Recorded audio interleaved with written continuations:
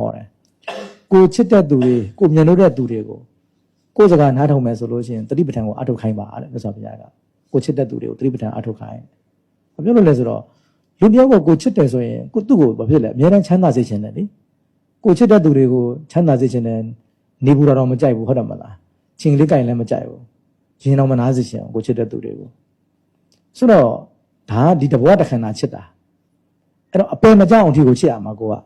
ဟုတ်တယ်မလားကိုချစ်တဲ့သူကိုအပယ်မကြစေချင်ဘူးအဲ့ဒါဘာလို့ခိုင်းရမလဲတတိပဋ္ဌာန်အထုတ်ခိုင်းရမယ်ဟုတ်တယ်မလားကိုချစ်တဲ့မိဘတွေကိုချစ်တဲ့သားသမီးတွေကိုချစ်တဲ့တငယ်ချင်းတွေခုနကကိုချစ်တဲ့ရီးစားဟာလားကျထွန်းဟောတတိပဋ္ဌာန်အထုတ်ခိုင်းဟုတ်ပြီလားရီးစားတွေပါလေရလို့ရှိရင်ပေါ့နော်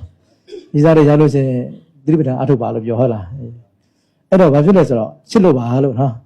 အပယ်မကြစေချင်လို့ပါလို့တဘဝချစ်တာမဟုတ်ဘူးဟုတ်လားနောက်ဘဝဒီကိုချစ်တာအပယ်မကြစေချင်ဘူးဟုတ်ပြီနော်အဲ့တော့ကိုချစ်တဲ့သူကိုအပယ်ကြပါဘူးလိုချင်လို့လားမလိုချင်ဘူးဒါကြောင့်မြတ်စွာဘုရားကကိုချစ်တဲ့သူတွေဘာလို့ခိုင်းတော့သတိပဋ္ဌာန်အထုတ်ပါသတိပဋ္ဌာန်အထုတ်ခိုင်းပါအပယ်မကြစေချင်လို့ပါနော်ဆိုတော့ဒါကြောင့်ဦးဇင်းပြောချင်တာက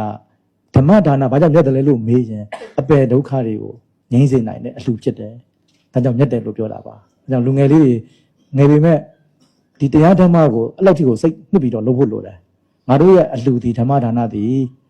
နော်ဒီနာယုံမသားတဲ့ပုံကိုယ်တွေကိုဒီဝိသင်းရဲကနေလွတ်မြောက်စေနိုင်တယ်လို့ကျွန်တော်နှလုံးသွင်းရမှာနော်သတိပဋ္ဌာန်တရားတွေပွားများအထောက်ကြမယ်ဆိုလို့ရှိရင်ဒါလက်ရှိပိဿမဘဝမှာလည်းအေးချမ်းတယ်နော်အကေးမဉ္ဇဉ်ဖွဉ္ဇဉ်ရသွားမယ်ဆိုရင်အပယ်တကားလည်းပိတ်သွားနိုင်တယ်အဲ့လိုမျိုးတွေအဲကြောင့်အလွန်အကျိုးများတဲ့အလှဖြစ်ပါတယ်